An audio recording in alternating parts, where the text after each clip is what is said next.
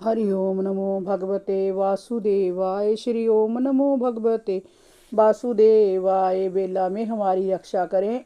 आप सर्वशक्तिमान हैं, हम आपकी शरण लेते हैं। आप देवताओं के भी पूज्य परमेश्वर हैं। हम ज्ञान प्राप्ति के लिए आपकी शरण में हैं। हमें सद्बुद्धि दीजिए। परीक्षित जब सत्यव्रत ने भगवान से इस प्रकार प्रार्थना की, तब सत्य स्वरूप मत्स्य रूप पधारी पुरुषोत्तम भगवान ने परले के समुद्र में विहार करते हुए उन्हें आत्म तत्व का उपदेश दिया। सभी ने जो उस समय नाव में उपस्थित थे उस उपदेश को ग्रहण किया।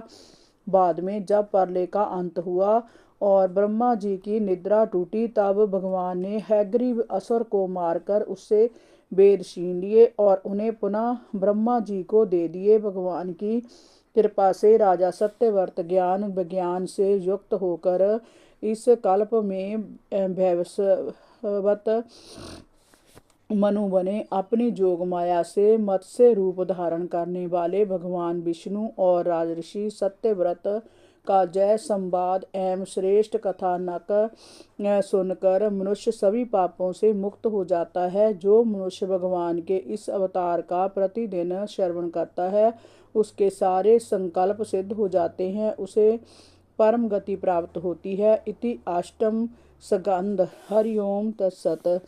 ओम गण नमः। श्रीमद्भागवत महापुराण सुख सागर नवम स्कंद। पहला अध्याय। वैवस्वत मनु के पुत्र राजा सुदमन की कथा। राजा परीक्षित ने पूछा, मुनिवर, आपके सब मनवंतरों और उनमें भगवान के ऐश्वर्यपूर्ण तथा शक्तिशाली चरित्रों का वर्णन किया और हमने उसका पूरे आनंद के साथ श्रवण भी किया। आपने वैवस्वत मनु की कथा भी हमें सुनाई। अब आप कृपा करके उनके वंश और वंश में होने वाले राजाओं का अलग अलग चरित्र भी हमें सुनाइए।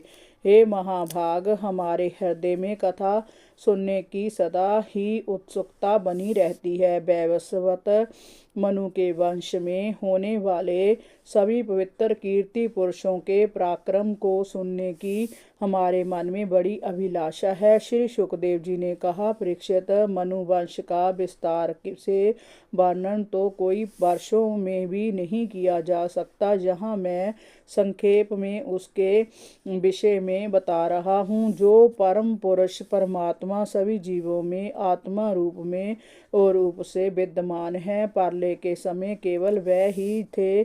जय विश्व आदि कुछ भी नहीं था। उस समय उनकी नाभि से एक कमल कोश प्रकट हुआ। उसी से चतुर्मुखी ब्रह्मा का जन्म हुआ। ब्रह्मा जी के मन से मरीचि और मरीचि के पुत्र ऋषि कश्यप हुए। उनकी धर्मपत्नी अदिति से विवस्वान सूर्य का जन्म हुआ। विवस्वान की संज्ञा नाम की पत्नी से श्राद्ध देव सत्यव्रत मनु का जन्म हुआ। परम मनस्वी श्राद्ध देव की पत्नी शारदा के गर्भ से 10 पुत्र हुए। उनके नाम थे